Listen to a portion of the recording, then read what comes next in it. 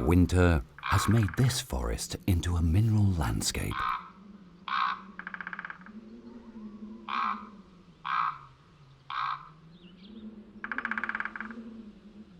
Gloomy months dominated by the cold seem to have fossilized the traces of life on the face of the earth.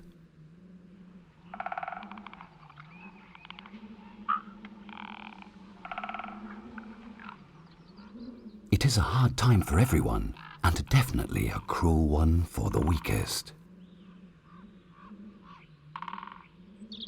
But something is beginning to change.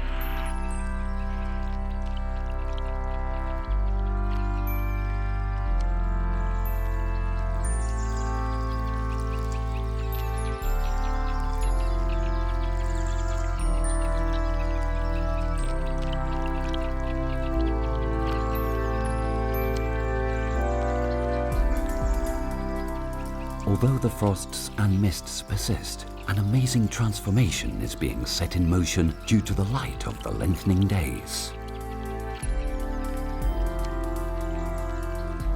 The spring revolution has begun.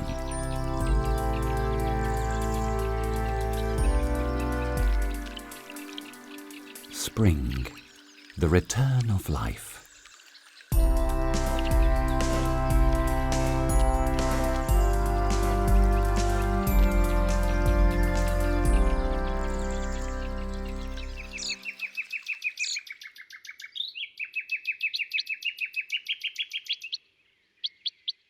At first, it is a timid, uncertain movement,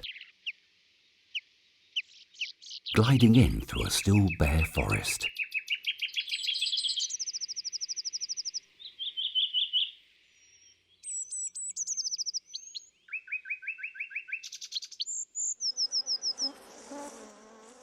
Except for the almond trees, the first brave trees of the plant world to have challenged the winter when they were still in their icy splendor.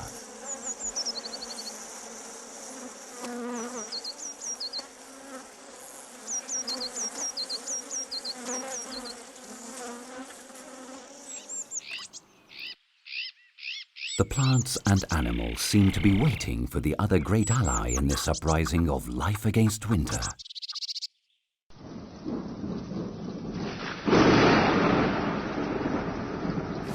Water.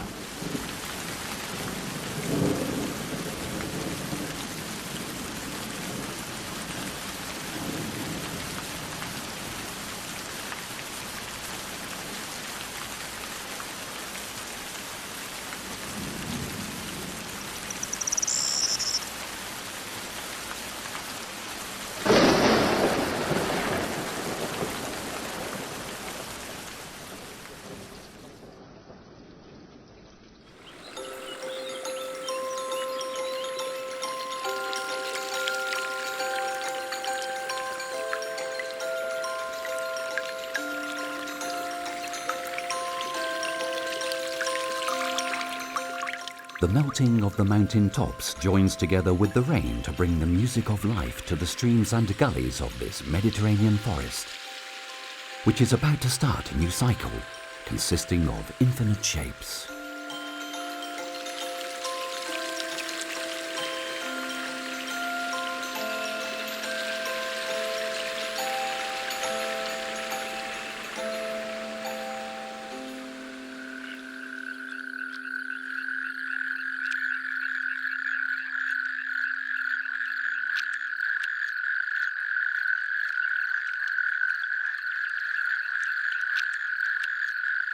The natterjack toads come out from their hiding places, where they have spent the winter, to one of the pools which have just formed in order to reproduce.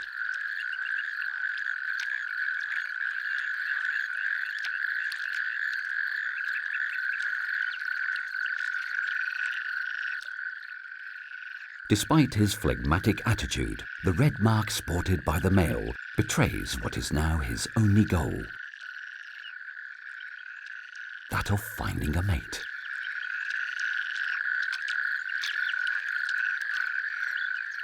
He will need to be both persuasive and fast, as many others have come to this pool with the same intention, to embrace a female.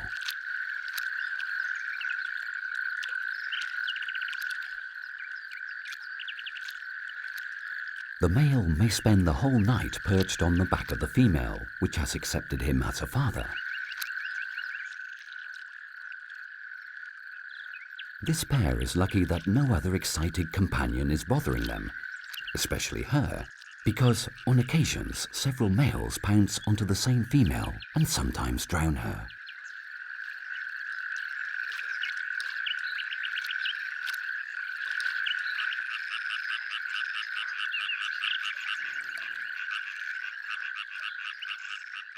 While she deposits a row of hundreds of eggs in the water, he fertilizes them.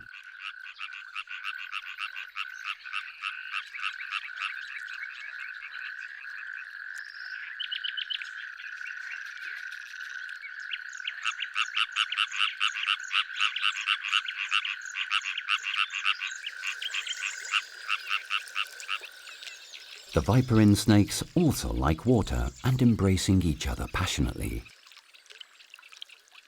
These first days of spring have woken them from their slumber with two pressing needs: to feed after months of winter fasting and to find a mate.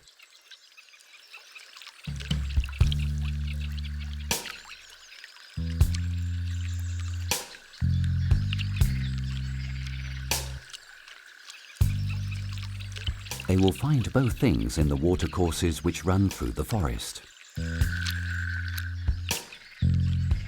When they finally meet, the male and female begin to brush one another's bodies, stimulating each other.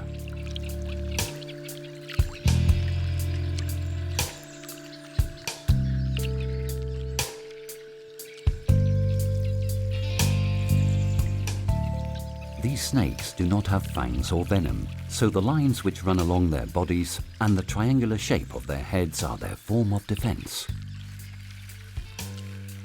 Both characteristics mean they resemble the highly poisonous viper, confusing their predators.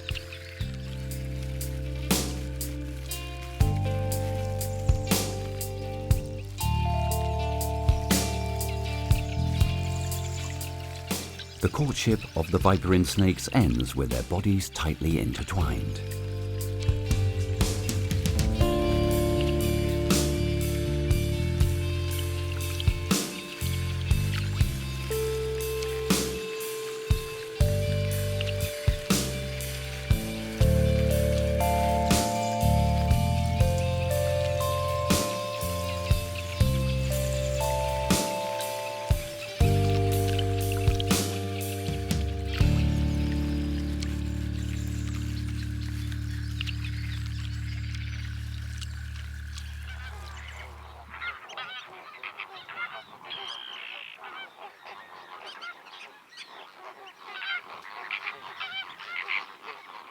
Intertwining of necks in this case is also a sign that the flamingos are courting.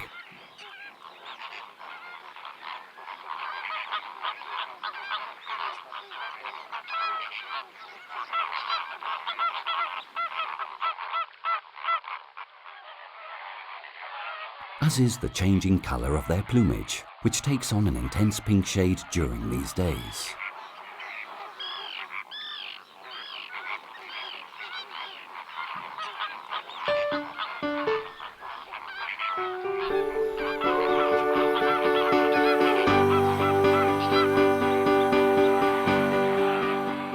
They have arrived from their wintering places in Africa to settle in areas where water is plentiful.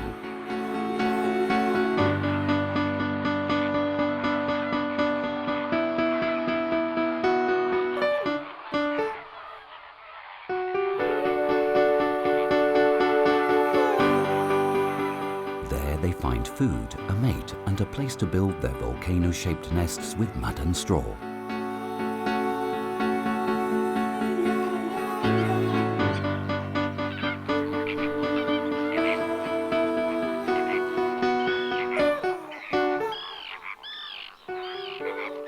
They do so, forming large colonies in the shelter of islands and other places which are inaccessible for predators.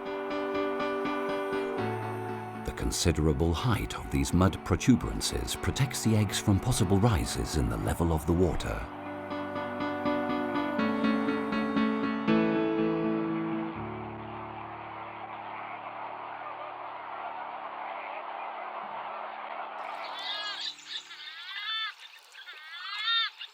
The flamingos share the abundance of these wetlands with many other species of birds, such as the purple swamp hens.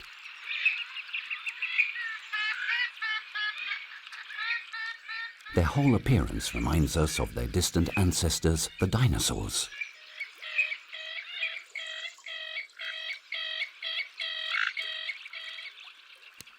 Their long fingers are the best allies for surviving in these areas. Thanks to them, they can walk along the banks and over the aquatic plants without difficulty. Moreover, they use them to capture the plants they feed on with amazing skill.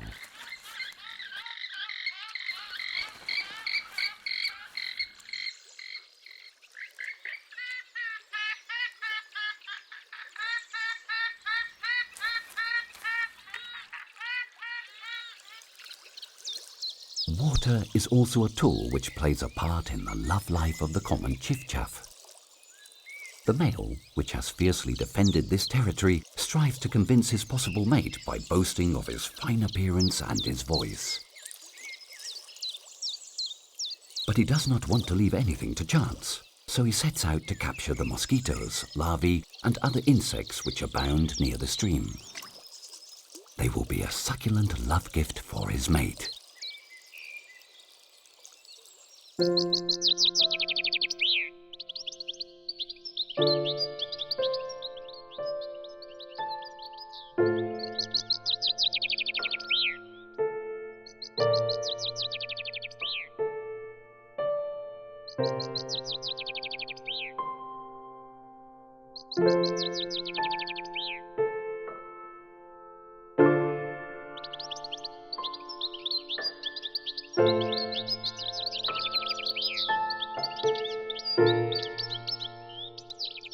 Winning over the female through her stomach is something that the bee-eater also does.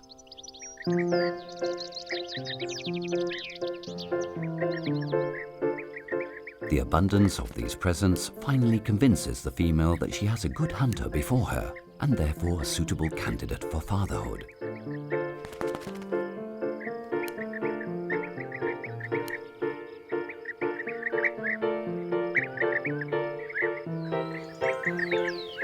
The punctilious female also focuses on other qualities in her suitor, in this case physical ones.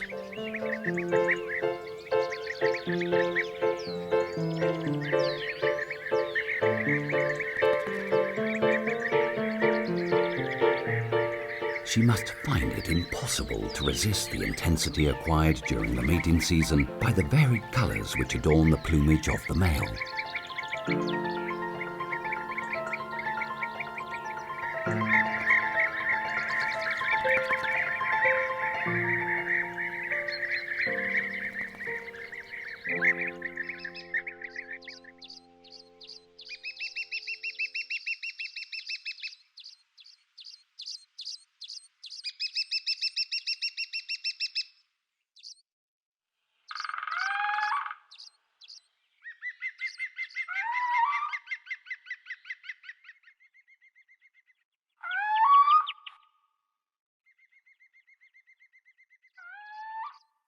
The ocellated lizards prefer to turn love into a game, which is somewhat violent in appearance.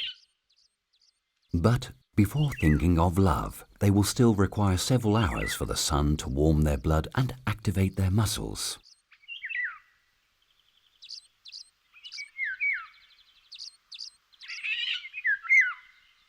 These reptiles endemic of Mediterranean ecosystems will spend the spring chasing, biting and hitting each other until the moment comes to consummate the relationship.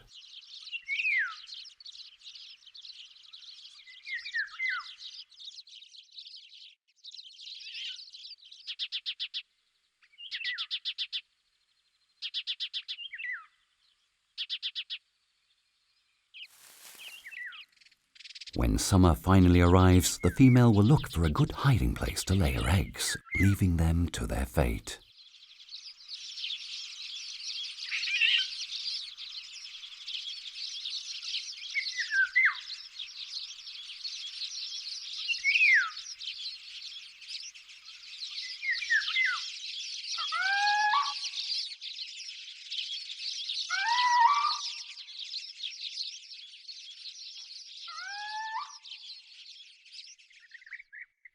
After love, the bee-eaters have the responsibility of finding a good place to raise their offspring. Both of them get busy and dig a tunnel on the slopes and inclines of the terrain they share with other pairs, turning them into something like an apartment building for bee-eaters. Despite choosing places with sand or loose soil, opening up this apartment in the colony is hard work which wears away their beaks.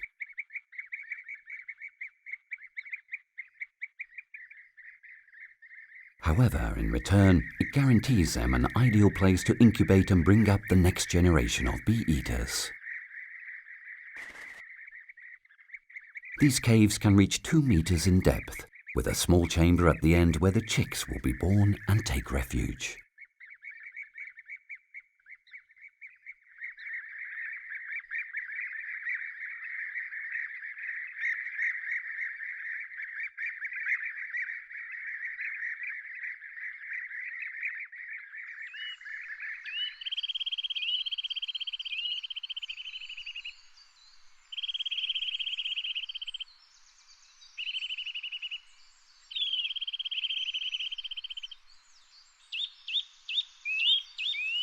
The nuthatch does not dig the hole where it nests. In contrast, it selects natural holes or ones built by other birds.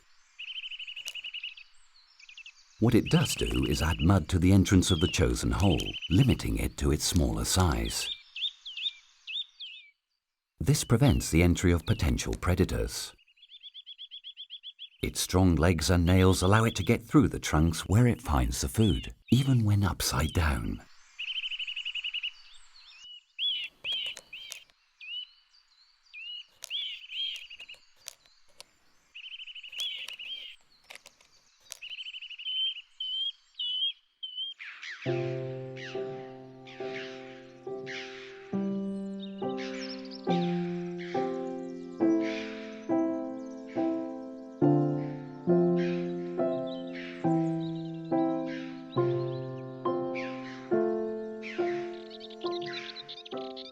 In the shelter of the deep valleys and gorges, where the sound of the water giving them their energy back brims over, the parrot trees begin to blossom.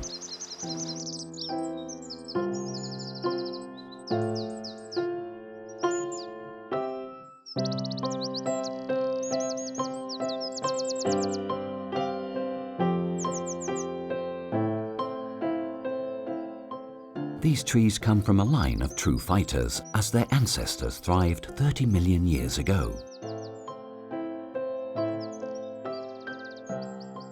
Today, they still survive in shady and humid areas in small groups in this corner of Western Europe, like a treasure from the history of trees on our planet.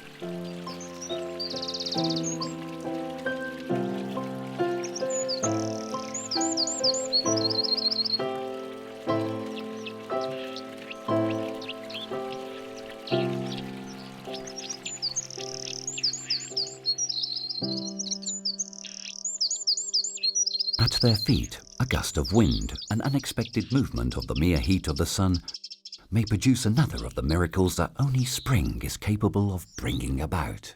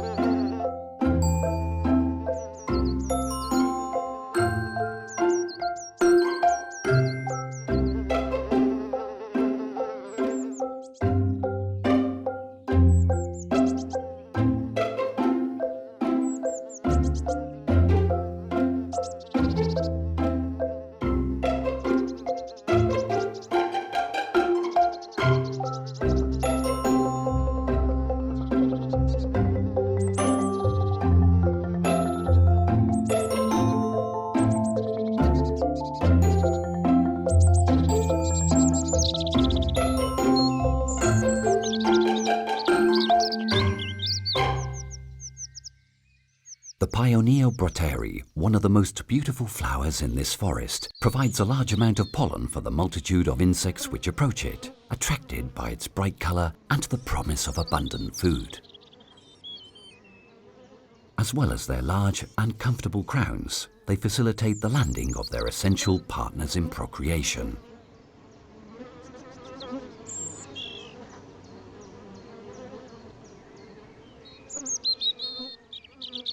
The shade and humidity given by the cork oaks, home oaks and other large trees characteristic of this forest provide the best environment for their growth.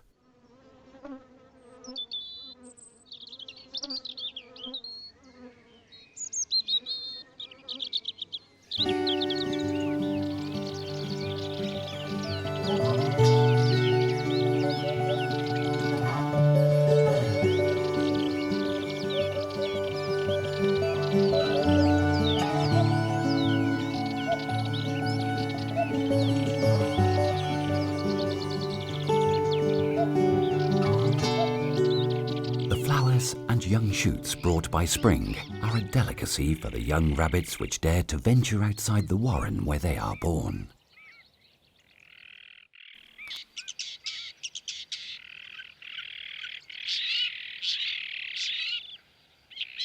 But moving away from the safety of their underground shelter and the constant vigilance of the older rabbits also entails risks.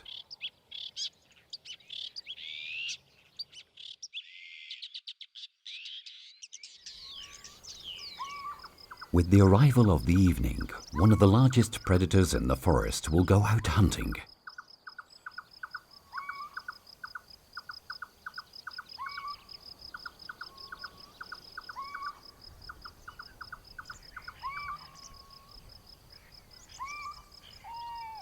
The genet has spent the day dozing and is now hungry. It covers its territory in search of a trace of something to put in its mouth. And the fact is that almost anything will do: fruit, birds, reptiles, amphibians.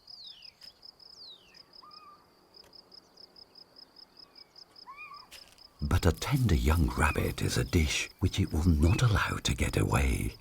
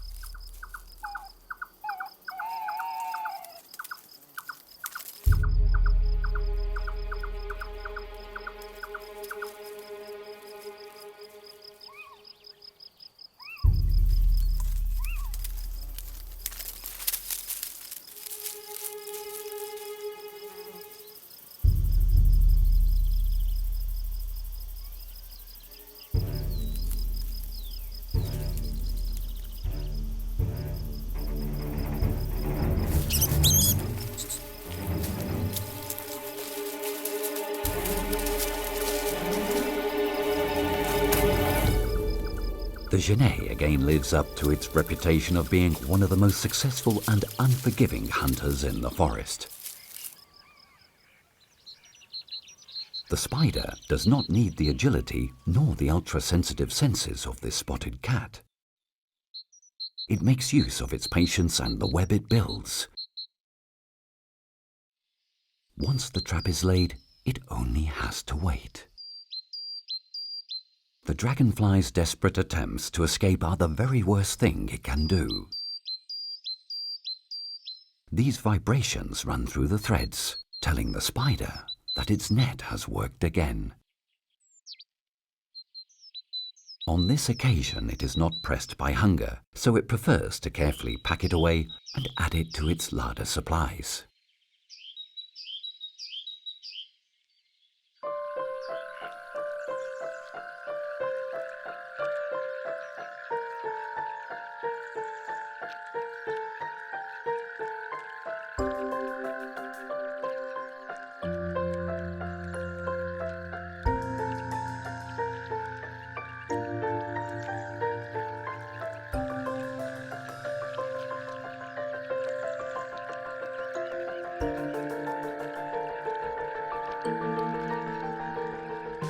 The natterjack toad tadpoles now cram the pool with their tireless comings and goings. Their parents do not stay to look after them, so they have to fend for themselves. The aquatic plants feed them and hide them while they undergo the metamorphosis, which will eventually transform them into adult toads.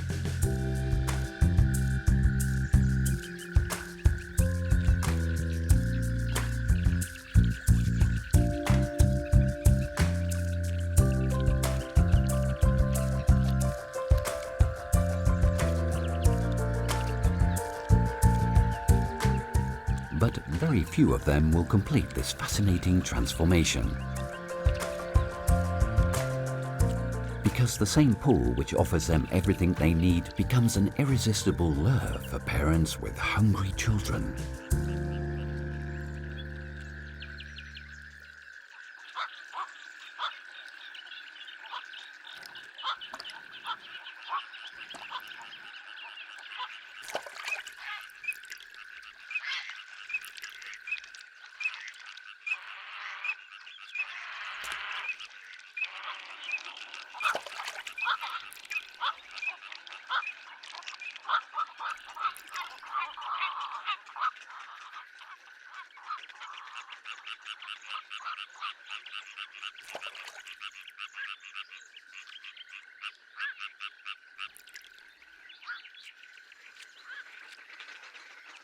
With their bellies full of tadpoles, the storks return to their nests to fatten their insatiable chicks, which do not hesitate to batter them unceremoniously in order to make them regurgitate their catches.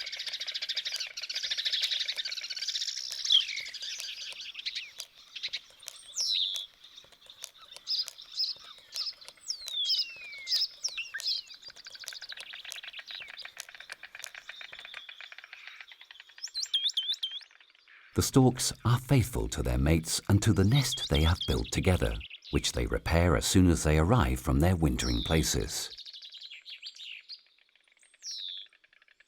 During breeding, whenever they find a sturdy tree which can withstand them, they like the company of other pairs, forming huge colonies.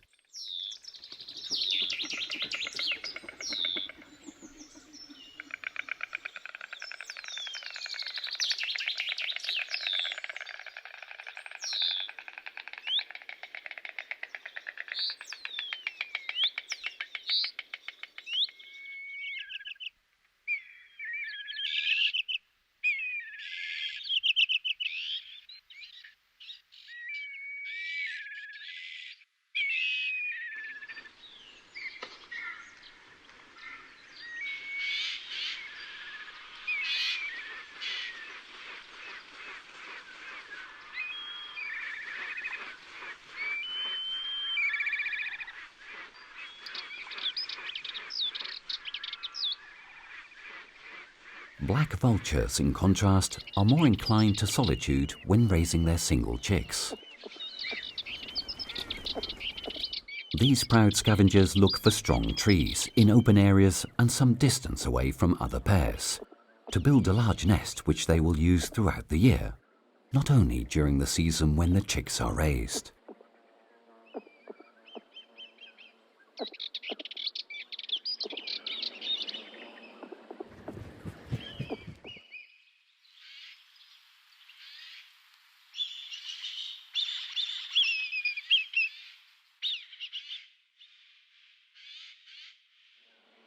Their long wings form the best sunshade to protect their young with. The black vulture chick will still be in the nest when summer arrives, so this task of providing shade is crucial for its survival.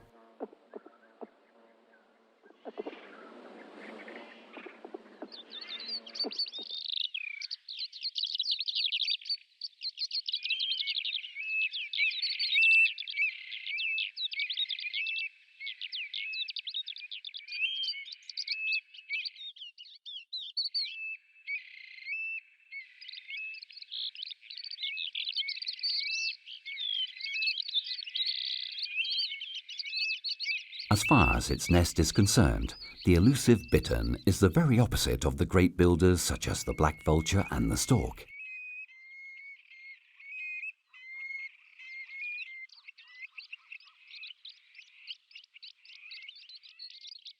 It is enough for it to dig a small hole in the ground in open areas and forest clearings, where the eggs will be laid and incubated by both parents in turn.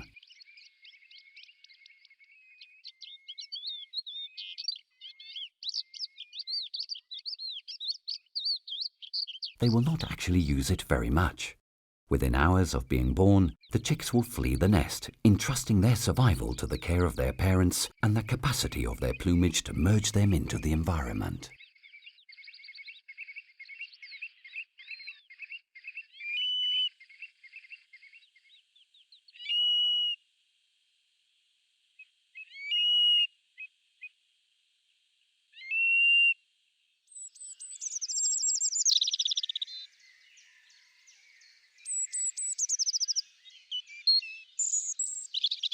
Spring is well underway, and the strength of the sun bothers the busy forest dwellers.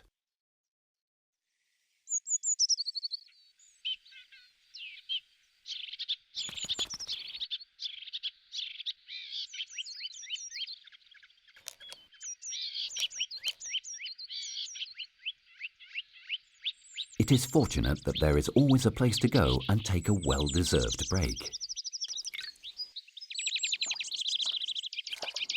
Birds of all sizes go to these pools to drink and cool off, as well as for the no less essential task of keeping their plumage clean.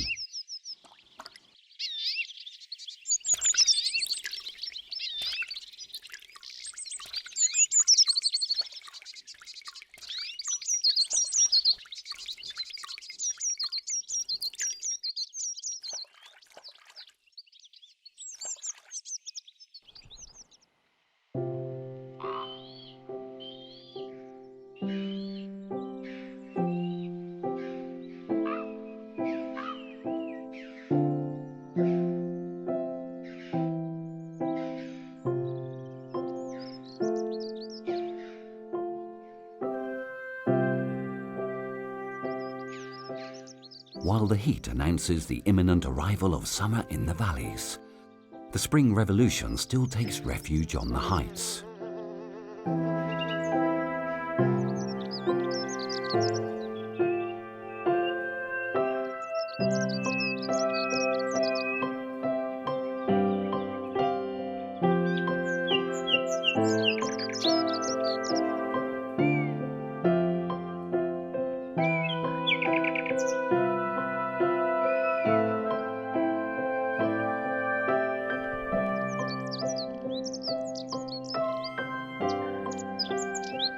A 200-meter layer of ice covered this area during the last glaciation, shaping it with its erosive force.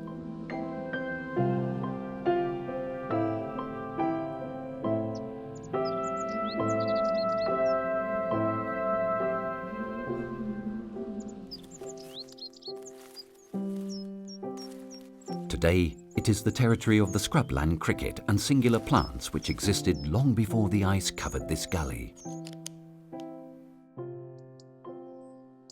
These are a type of orchid which, like the more than 20,000 other varieties which exist on the planet, trust their reproduction to the irresistible appeal of their flowers. This small glacial valley lies far away from the plains and forests at lower altitudes, but maintains an essential relationship with them.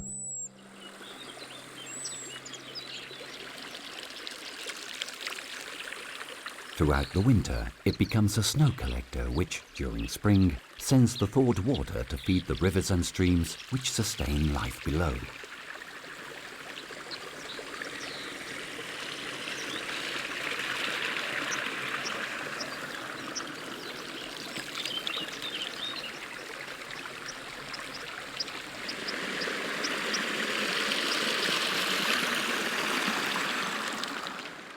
Here, in the patches of Mediterranean forest, the main task in spring continues to be that of feeding and raising the family.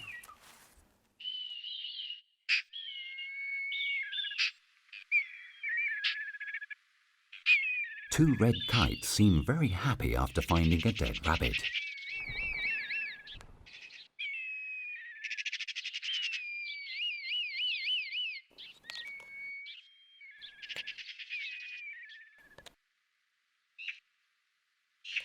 They do not even seem to notice the black kite observing them.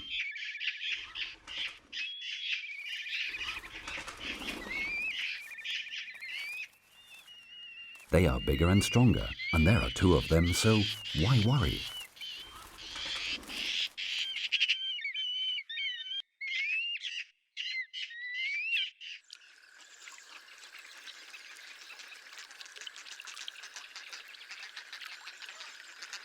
The predatory activity is equally hectic in the wetlands.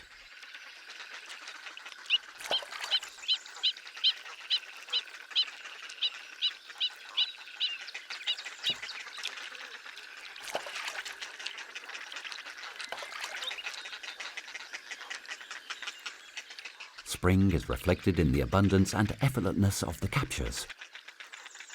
Although, at times, this does not mean they will end up in the belly.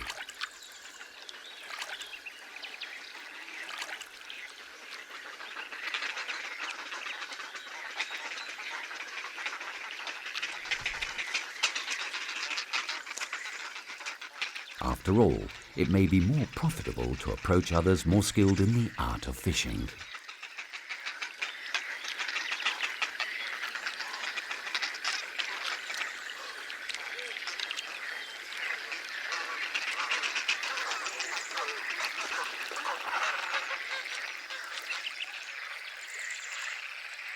The fact is that the heron is usually that which harasses other birds to take away their prey. But today, it has received a taste of its own medicine.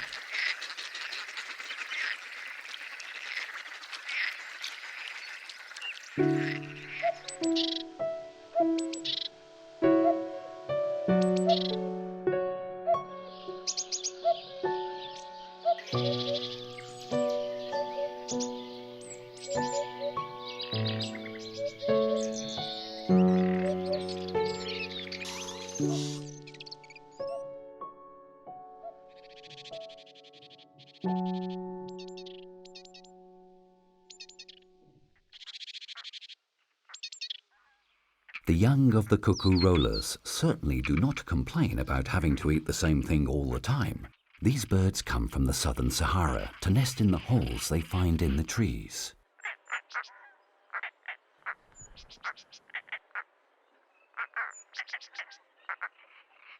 They hatch their eggs there, and then they feed their chicks with a very varied diet, ranging from insects to small amphibians.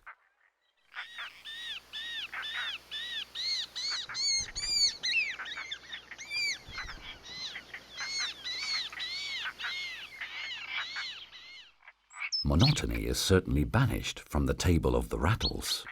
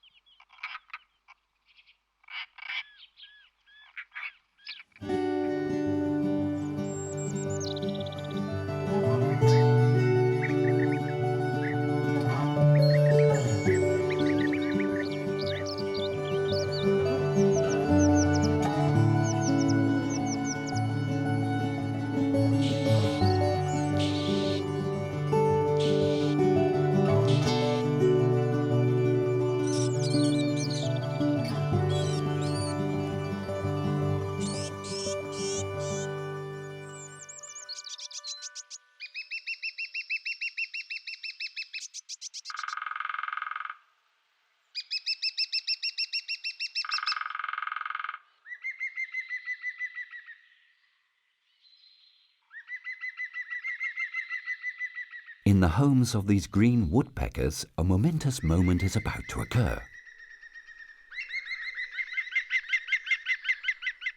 They have built them by drilling through the trunks with their beaks, using the chips of wood as a base for the nest where their young grow. They are so strong that not even the solidity of the large trees of this forest can withstand them.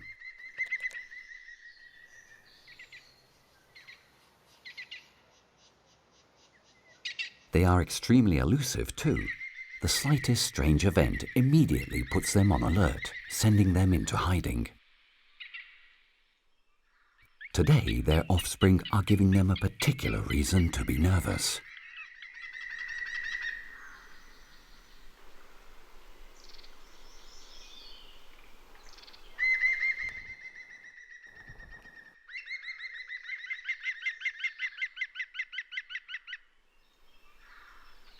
A new generation of green woodpeckers dares to discover the world.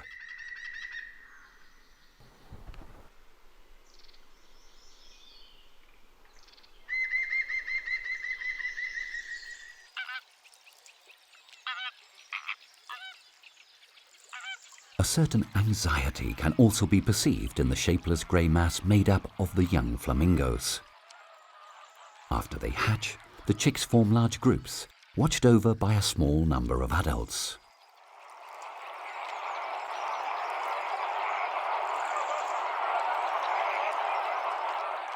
In this way, parents and children can separately and peacefully move around the marshland, sinking their peculiar beaks again and again into the water in order to filter the mud in search of any organic matter which might serve as food.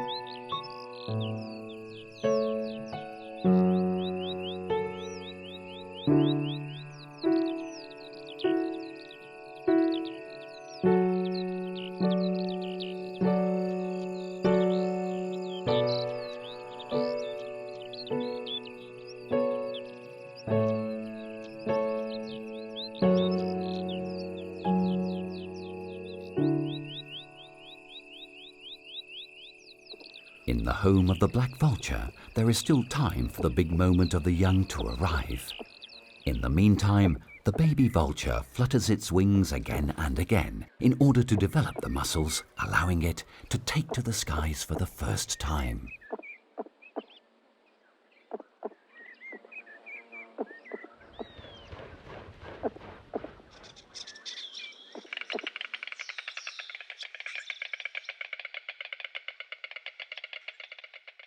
The young storks also perform the same preparatory gymnastics.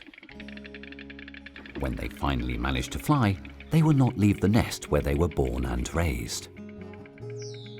They will return to it every night to sleep until all of them, adults and young, feel that the moment of undertaking the great annual migration has come.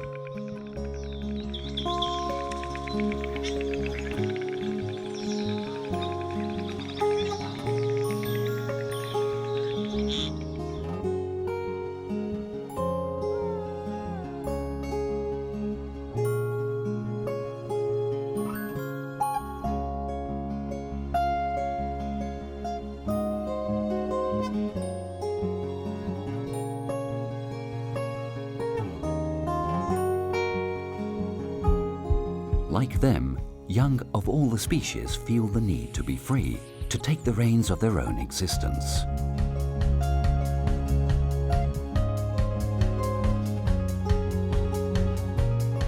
They symbolize the adventure of renewed life, which spills over onto the landscape. They are the best proof that spring has triumphed once again.